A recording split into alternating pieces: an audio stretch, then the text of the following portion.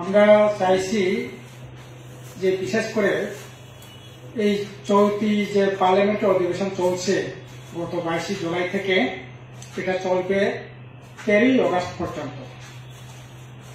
আমরা দাবি করছি এই চলতি অধিবেশনের মধ্যে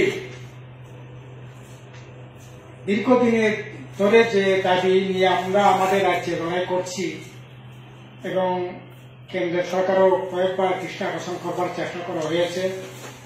এডিসি প্রশাসন, রাজ্য বিধানসভা থেকে বারবার প্রস্তাব পাঠানো হয়েছে।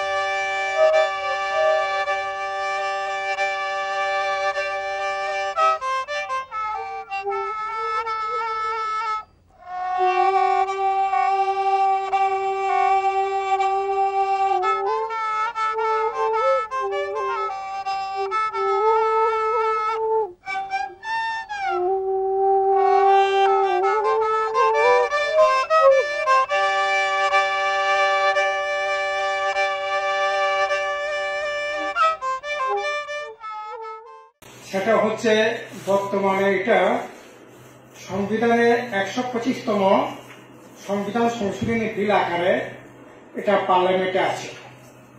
আমরা চাইছি এই চলতি অধিবেশনের মধ্যে এই বিলটা পাস করানো হোক, কারণ এটা অনেক বছর ধরে ঝুলে আছে। 2017-18 সাল থেকে এটা তৎকালীন রাজ্যসভার বিরোধী দলের নেতা আনন্দ শর্মাকে সংসদীয় কমিটির চেয়ারম্যান করে একটা সেখানে সংসদীয় কমিটি গঠন করে কিভাবে স্বশাসিত জেলা পরিষদকে সেখানে ক্ষমতা বা আর্থিক সুযোগ সুবিধা দেওয়া যায়, এই মর্মে সেখানে অনেক আলাপ আলোচনা করেছে। অনেক পরীক্ষা নিরীক্ষা করার পর 2018 সালে এটা বিল আকারে সেখানে উপস্থিত করা হয় এবং এটা এখন পার্লামেন্টে সংসদীয় কমিটি পার্লামেন্টে বিল আকারে আছে।